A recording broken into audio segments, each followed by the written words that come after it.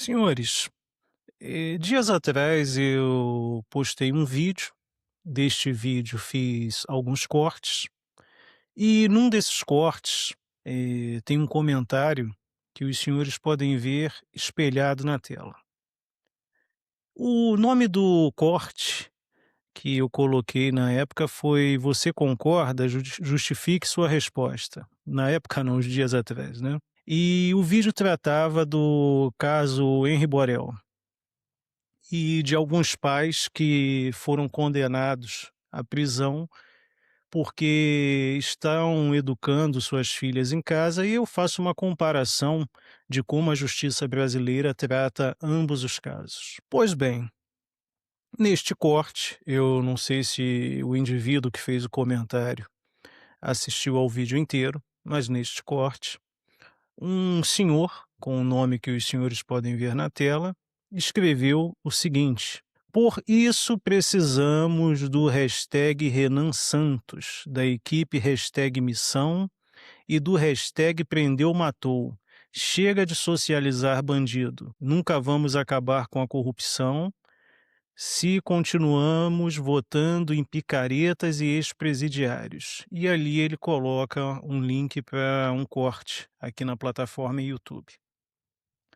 Pois bem, eu sou totalmente contrário a essa lógica que esse senhor Leonardo colocou aqui no corte, aqui no meu canal, no Construção Imaginária, que é um canal que defende o liberalismo austríaco. Eu sou totalmente contrário ao prendeu, matou, que o Partido Missão e o presidenciável senhor Renan Santos e aparentemente também o MBL defendem. E eu vou explicar para os senhores o porquê eu sou contra essa coisa de prendeu, matou, sem nenhum apelo metafísico, apenas observando a realidade fática. E detalhe, eu já tenho alguns anos de vida, já estou andando por essa terra há meio século, já vi muita coisa, já presenciei muita coisa, então, por conta dessa minha vivência, que não foi a vivência de um abonado e não é até hoje, eu sou contrário ao prendeu, matou. Eu poderia fazer aqui uso de algumas justificativas metafísicas, mas eu não pretendo fazer esse tipo de usar esse tipo de linha de raciocínio, porque cada indivíduo tem a sua fé, tem o espírita, tem o protestante, tem o católico, tem o islâmico, o budista. Então, não, eu quero fazer, justificar o porquê eu sou contrário ao prendeu, matou, partindo da premissa das observações que eu fiz da vida, dos problemas que nós teríamos se isso fosse colocado em prática no Brasil. Então vamos lá. Para que tivéssemos uma sociedade onde um indivíduo, sendo preso, seria, executado, teríamos prima facie de ter servidores públicos incapazes de mentir, e que fizessem valer de fato, integralmente, sem um fio de cabelo de dúvida, o artigo 37 da Constituição. Então esses indivíduos teriam que agir com legalidade, impessoalidade, moralidade, propaganda e eficiência. Tanto os indivíduos, das forças de segurança pública, os servidores públicos da área de segurança, quanto os membros do judiciário, do Ministério Público, da Defensoria. Então a nossa sociedade teria de funcionar como um relógio. E eu sempre digo o seguinte, senhores: se na nossa sociedade nós temos uma criminalidade latente e crescente, é porque dentro das estruturas do Estado existem muitos indivíduos coniventes com a criminalidade ou se locupletando com ela. Não é possível, não é possível que a criminalidade cresça tanto, seja tão frutífera, como é na sociedade brasileira, se não houver uma conivência forte de indivíduos que estão nas estruturas do Estado. Afinal de contas, o Estado tem todo um aparato, financiamento praticamente ilimitado, tem tudo, senhores. E é o que eu sempre me pergunto: como meia dúzia de marginais, eh, que andam de chinelo dentro de uma favela, mal sabem ler, mal sabem falar, mal sabem fazer um monte de coisa. Do dia para a noite, esses indivíduos conseguem dominar todo o território nacional, praticamente, ou boa parte dele, organizam uma logística absurda para que possam adquirir, eh, distribuir, transportar as drogas que vendem, para que possam adquirir armas no exterior, indivíduos que mal conseguem falar a língua portuguesa. Então ninguém coloca na minha mente que esses indivíduos por si só conseguem fazer tudo isso. Não é provável, não é possível. Então, a meu ver, tem gente graúda, gente de dentro das estruturas do Estado, lucrando e muito com tudo isso. É aquela velha história de criam-se dificuldades para depois vender-se as facilidades. Quem está criando a dificuldade, quem está buscando vender a facilidade, todo mundo que é favorecido com essa criminalidade absurda que tem no Brasil, isso seria assunto para um outro vídeo, para um outro vídeo. Mas, nesse Brasil, onde o poder público muitas vezes confunde-se com a criminalidade, eu não posso ser favorável ao prendeu, matou. Não posso. Este é um canal de direita que defende o liberalismo austríaco, os senhores já sabem disso. Defendo muitas coisas, enxergo muitas coisas importantes no pensamento conservador. O último vídeo, eu tratei dessa questão. Se os senhores desejarem, é só ir lá e assistir. Mas eu não faço parte de uma direita truculenta, burra, que odeia livros, que odeia o bom convívio e que tem algum tipo de crença em servidores públicos da área de segurança, mas não mesmo, senhores. Como eu disse no último vídeo, se eu vier aqui e falar que eu penso que a maioria dos servidores públicos não são lá boa bisca, eu serei processado. Então, eu prefiro usar vamos lá, o princípio de Pareto. Eu acho que 80% dos problemas que o Brasil tem são culpa de 20% dos indivíduos. Então, vamos colocar nesses 20% de indivíduos, 1% dos servidores públicos, de um universo de 100%, lógico, que não fazem seu serviço de forma adequada ou são coniventes com a criminalidade, que juraram combater e que deveriam combater. Lógico, quando eu falo em ineficiência estatal, muitos viram para mim e dizem: "Ah, mas toda vez que eu vou numa repartição pública, que eu vou em alguma coisa do Estado, eu sou maltratado ou sou atendido com ineficiência". É que o senhor, assim, semelhante a mim, nós damos azar de sempre encontrar com 1%. Os senhores entenderam? Mas a maioria dos servidores públicos está lá preocupada, eles nem conseguem dormir direito pensando em bem servir a população. Então, nesse cenário, com esses 1% de servidores públicos que são problemáticos, é que nós damos o azar de toda vez encontrar só com 1%. Nesse cenário de servidores públicos, com estabilidade, onde a palavra dele vale mais do que a nossa palavra, onde eles podem fazer praticamente tudo e, parafraseando o presidente Lula, é quase impossível demitir-se um servidor público, neste cenário eu não sou favorável ao prendeu, matou. E ao longo deste vídeo, conforme eu for editando, né, o áudio, as imagens, eu vou colocar alguns prints de matérias que provam que o prendeu matou produziria no Brasil muitas injustiças. Então, senhores, a questão é, eu não tenho o hábito de fazer aqui vídeos atacando indivíduos que se dizem de direita ou mencionando seus nomes, não.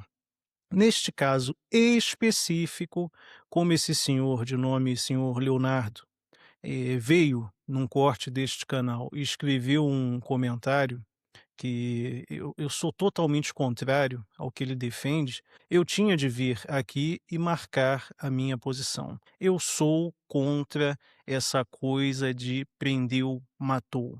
Não tenho nada nem contra, nem a favor ao presidenciável senhor Renan Santos, aos membros do MBL, do recém-criado Partido Missão, até porque eu nunca me aprofundei no que eles pregam ou deixam de pregar. Mas eu estou falando, especificamente sobre esse comentário que o senhor Leonardo fez no corte deste canal, defendendo essa coisa do prendeu, matou. E não, senhores, isso não faz parte do meu ideal de Estado democrático de direito. Durante o governo do ex-presidente Bolsonaro, já falei isso diversas vezes neste canal, eu via muitos indivíduos criminalizando não, criticando e pregando a abolição dos direitos humanos. E eu deixava bem claro, senhores, direitos humanos nada mais são do que ferramentas que nós temos, ou uma ferramenta, né, que nós temos, para limitar as ações do Estado. Porque deixar o Estado fazer o que bem entender é um problema.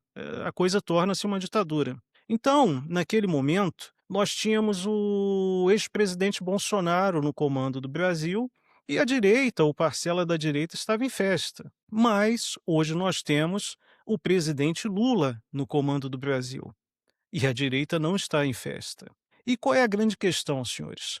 Para que torne-se um indivíduo um criminoso, basta que, de um dia para o outro, alguém com poder na mão pegue uma caneta e decida, por exemplo, tornar os homens carecas que usam óculos como criminosos e dizer que eles são o grande problema da nação. E, obviamente, do dia para a noite eu vou ser considerado um criminoso e vou ser preso. Então, eu creio que tem de haver, sim, direitos humanos para os criminosos. E aonde eu quero chegar com isso? Nós temos os presos políticos do 8 de janeiro, que foi a motivação de eu ter criado este canal. Eu achei muito injusto o que fizeram com eles. E eles são considerados criminosos porque indivíduos com uma caneta na mão decidiram torná-los criminosos. E aí eu vou vir a público e dizer que não tem de haver direitos humanos para os presos políticos do 8 de janeiro? Não. Aí os senhores podem me dizer, ah, mas só para eles. Não, não, a coisa tem que ser generalizada. Os direitos humanos têm de ser para todos que lá dentro estão. O grande problema é que, ao longo das décadas, a esquerda pegou e deturpou o conceito de direitos humanos, transformando uma ferramenta legítima de limitação do poder do Estado em bálsamo para criminosos. Isto é um fato. O problema não é a existência dos direitos humanos, é o uso que fazem deles. Da mesma maneira que o problema não é haver uma permissão de fato, sem embaraços, para que os indivíduos possam comprar armas de fogo. Uma arma de fogo não mata ninguém. Quem mata alguém é quem está segurando a arma de fogo.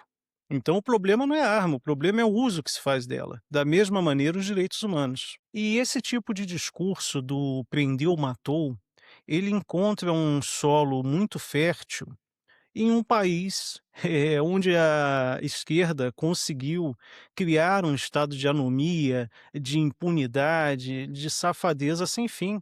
Senhores, nós temos um indivíduo que literalmente saiu da prisão e tornou-se, com aplausos de praticamente metade da população brasileira, tornou-se presidente da República. E legalmente ele é inocente. Então, é aquilo, o cenário político reflete a moral da maioria ou de boa parte da população brasileira, ou a ignorância desses indivíduos, ou a estupidez, segundo o conceito de Walter Pitkin, a imbecilidade, a alienação, eu não sei, senhores, eu não sei, eu não estou na cabeça de cada indivíduo. Então, em uma sociedade de gente tão estúpida, tão imbecil, tão alienada, ou com uma miríade de determinações. O deôntico, hoje em dia, o dever, a permissão e a proibição, ninguém sabe ao certo do que se trata, porque toda hora muda, são muitas determinações, são muitas leis, são quase tudo faz com que o indivíduo torne-se um criminoso. Numa sociedade desse tipo, eu não posso defender uma coisa como o prendeu, matou, senhores. Se eu fosse usar aqui uma justificativa mais para o lado metafísico, aí, eu poderia me aprofundar em outras questões, mas o propósito, como eu disse no início do vídeo, não é esse. Então não, eu não sou favorável a essa coisa do prendeu, matou, eu não sou favorável, óbvio e evidente, à impunidade que reina nesse país quando indivíduos cometem crimes absurdos, e estão na rua no dia seguinte e nada acontece. Também já fui vítima, mas não trago aqui no canal experiências pessoais, mas também já fui vítima desse estado ineficiente e perdulário e tenho sido até hoje, e os senhores também, não pensem que não, de diversas maneiras. Então, o que eu defendo e repito, como já disse em diversos vídeos deste canal, é que um indivíduo que tire a vida de outra pessoa sem um justo motivo, que ele fique preso trabalhando para manter a família da vítima ou para manter os cofres públicos até o dia em que a vítima ressuscitar. Mas a pena de morte eu não sou favorável. Essa coisa do prendeu, matou. Porque injustiças seriam cometidas. Eu não tenho dúvida disso no Brasil, senhores. Eu agradeço aos senhores que assistiram este vídeo, desejo que fiquem com Deus e que tenham sabedoria. Que Deus possa nos dar sabedoria e paciência. Um abraço a todos, muito obrigado.